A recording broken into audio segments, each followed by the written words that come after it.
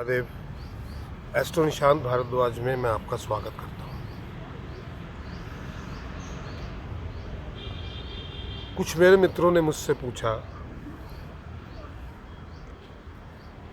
कि गुरुजी, मृत्यु के पश्चात क्या होता है।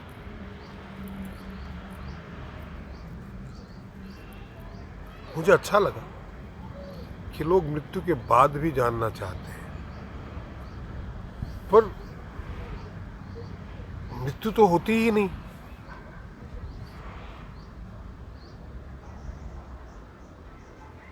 ये पूरा ब्रह्मांड विराट का स्वरूप है। इसमें जो कुछ है वो विराट है।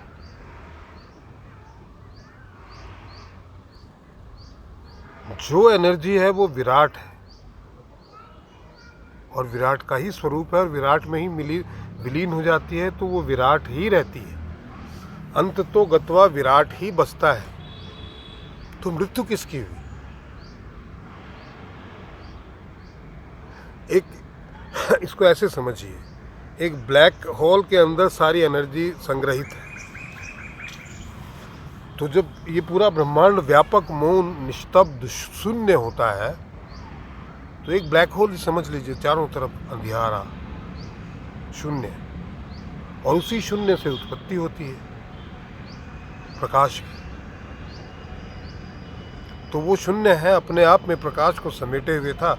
उस प्रकाश को उत्सर्जित करता है, वो प्रकाश चारों तरफ फैलता है और उसके बाद धीरे धीरे धीरे धीरे धीरे वो प्रकाश उसी शून्य में समा जाता है। तो मरा कौन?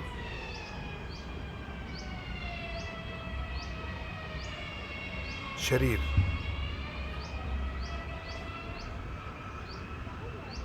शरीर ही मरता है। गीता में कहा है, नैनम छिंदन्ति शस्त्राणि न दहति पावके न शेषायति मारुते।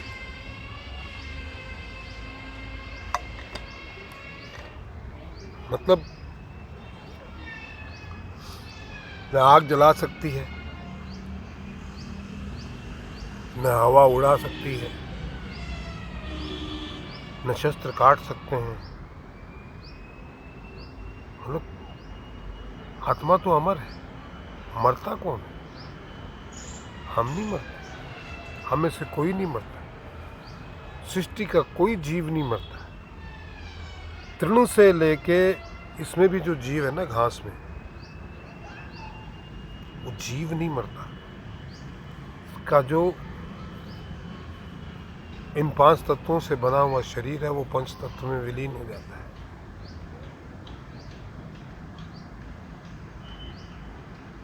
ये सूख जाएंगे, ये इन्हीं तत्वों से बनी हुई चीज़ें सूख जाएगी, प्राण चले जाएंगे। तो मरता तो कोई है ही नहीं। हाँ, अपने कर्मों के हिसाब से उसकी गति होती है। कर्मों से बंधे हुए हैं। मैंने कई बार कहा है कि हम कर्मों के बुलबुले के अंदर कैद हैं, और जब तक वो बुलबुला फूटेगा नहीं, हम विराट का हिस्सा नहीं बन सकते।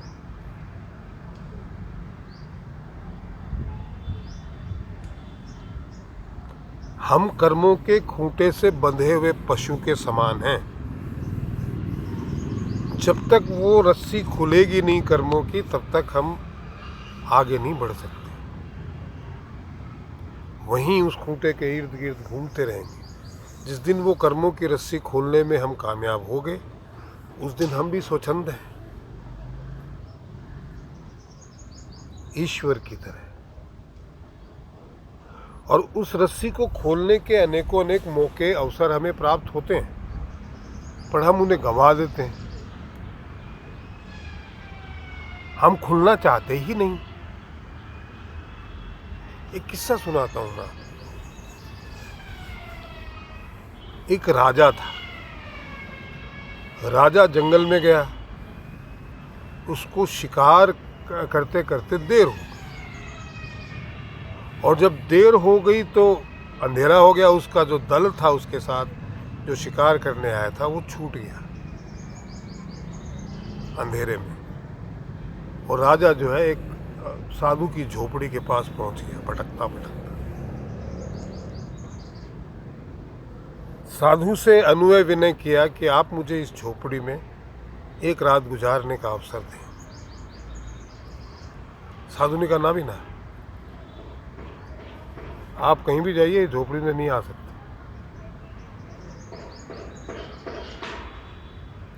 बोला राजा बोला हे महात्मन, मुझे रात हो गई है, मेरा राज्य यहाँ से दूर है, मैं भटक गया हूँ, मेरी सेना मेरे साथ नहीं है, मैं सुबह होते ही चला जाऊँगा। बोला राजा, कोई भी आदमी झोपड़ी में घुस जाता है, जाता ही नहीं है वापस, बहुत मुश्किल से निकालना पड़ता है। और जब वो मतलब जिस तरीके से हमको निकालना पड़ता है तो हमें भी पीड़ा होती है और उसे तो होती ही है। तो आप कृपा करके इस झोपड़ी में मत आइए। और वैसे भी ये झोपड़ी इतनी गंदी है, बदबू आ रही है इसमें, देखिए आप, दुर्गंध है इसमें तो 5 मिनट रहना मुश्किल है, इसलिए तो मैं बाहर बैठा हूं। इसमें कोई स्वच्छ निर्मल जीव रह ही नहीं सकता। बोलो कोई बात नहीं, मैं एक रात गुजार लूंगा। बोला आप सुबह निकलेंगे नहीं? बोला मैं निकल जाऊंगा।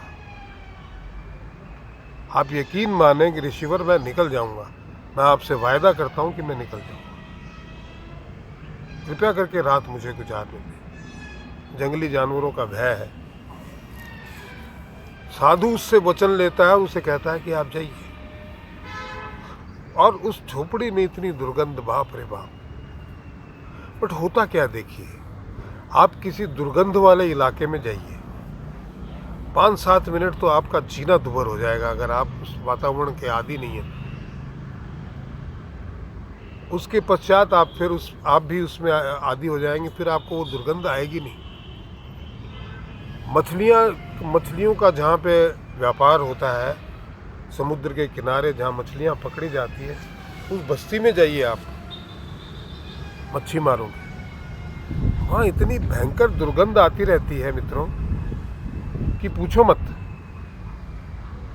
खड़ा रहना मुश्किल है, लेकिन वो लोग रहते हैं ना वहाँ। और मैं मुंबई में था, वर्सोवा करके एक जगह है, जब मैं शुरू में मुंबई में आया तो मुझे कोई ले गया उन मछुआरों की बस्ती में। मैं उस दुर्गंध में 2 मिनट नहीं खड़ा हो पाया, मैंने उल्टी कर दी, क्योंकि मैं उस दुर्गंध में के वातावरण में रहने का आदी नहीं था। और एक समय ऐसा आया कि मुझे उस वर्सोवा में किराए से एक कमरा लेके रहना पड़ा, ऐसी परिस्थितियां आ गई थी। तो वो मुझे दुर्गंध लगती ही नहीं थी, क्योंकि मैं वहां रहता था, मैं उसका आदी हो चुका था। और आज जाऊंगा तो आज फिर उसी प्रकार से मुझे दुर्गंध लगेगी। तो हम दुर्गंध में रहने के जब आदी हो जाते हैं तो हमें दुर्गंध महसूस नहीं होती। तो उसी तरीके से राजा जो है झोपड़ी में चला गया। सुबह सूर्योदय हुआ तो साधु उन्हें जगाने पहुंचा।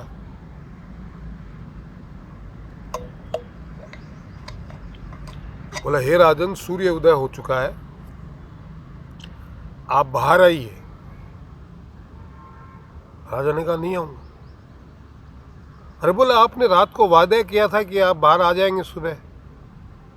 बोला नहीं आऊंगा, रात को किया था वादा, रात गई बात गई।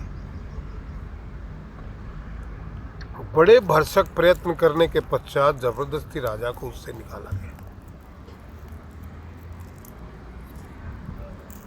जानते हैं वो झोपड़ी क्या है? ये जीव इसमें बड़ी आकांक्षाएं और उम्मीदें लेके आता है कि मैं आके यहाँ पे अपने कर्मों का हिसाब कर दूंगा और बड़े अच्छे अच्छे कर्म करूंगा। और फिर ये तो कोई रहने लायक जगह नहीं, न तो धरती न शरीर में कैद करके भेजा जाता है। एक तरीके की जेल है 70-80 सालों की, 60 सालों, इसका जितना जीवन। बट फिर छोड़ता नहीं है वो, छोड़ने की इच्छा नहीं होती है। अंदर दुर्गंध ही है। सुबह आप शौचालय में जाते हैं तो कोई बहुत सुगंधित द्रव्यों का उत्सर्जन नहीं करते हैं। आप अंदर कुछ खा के वापस उल्टी कीजिए, वो अंदर खाया हुआ भी दुर्गंध में परिवर्तित हो जाता है। कोई सुगंध नहीं आ रही है, भट्ठी है, जल रही है, गर्मी है 108 डिग्री की,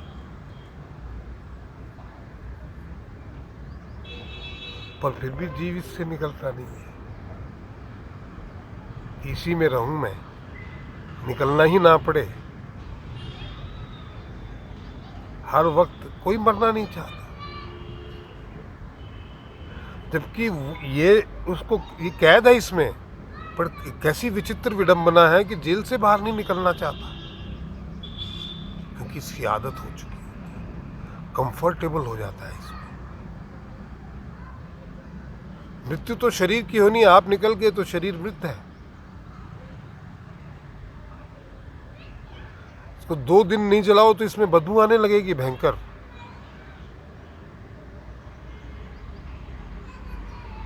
तो आप देखिए कैसा सिस्टम है, आपके निकलते ही खत्म है।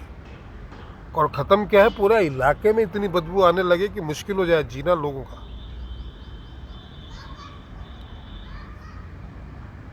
फिर भी आप इसमें रहते हैं।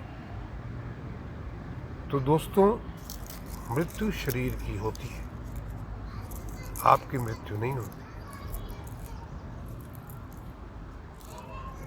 आप ईश्वर का स्वरूप हैं। आप जब तक इस शरीर में हैं, इस शरीर की वैल्यू है। और आपकी वैल्यू शरीर के साथ तब है जब आप में ईश्वर जिंदा है। नहीं तो आप कोई ऐसे कर्म करोगे तो लोग बोलेंगे इसका तो राम ही निसर गया रे। ऐसे कर्म तो आपकी वैल्यू भी तभी तक है जब तक आपका राम जिंदा है। और शरीर की वैल्यू तब तक है जब तक आप इसमें हैं। और मरता शरीर है, आप नहीं मरते। मृत्यु तो होती ही नहीं है, यही तो विडंबना है। मर जाए तो पीछा ही छूटे ना, फिर तो कोई बात ही नहीं है। भुगतना किसको पड़ता है? मर जाओगे तो भुगतना थोड़ी है। पर मृत्यु तो होती ही नहीं है, कर्मों के फल भुगतते रहते हैं। इसीलिए मैं बार बार कहता हूं कि कमाई वो करो जो शरीर छोड़ने के बाद साथ में चले। जो शरीर के साथ यहीं पे रह जाए वो कमाई काम की नहीं है। शरीर के लिए मत कमाओ, खुद के लिए कमाओ। शरीर आपका नहीं है। आप इसमें कुछ दिनों के लिए कैद हैं, ये आपके नहीं है।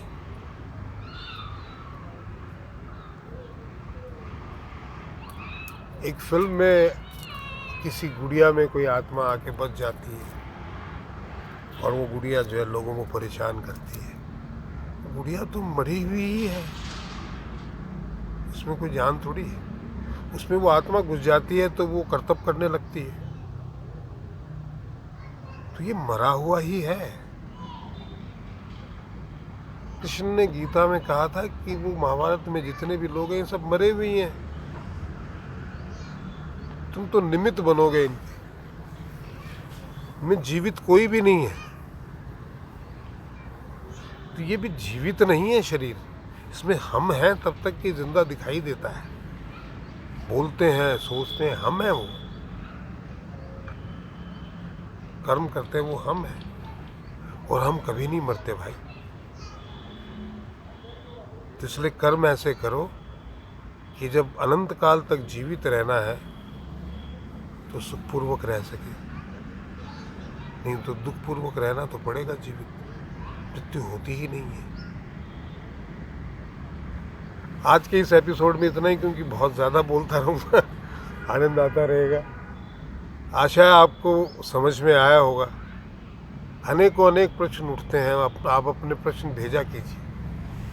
आपसे निवेदन है कि जिन्होंने सब्सक्राइब नहीं किया है वो सब्सक्राइब कीजिए, शेयर कीजिए, कमेंट कीजिए, कंट्रीब्यूट ज़रूर कीजिए।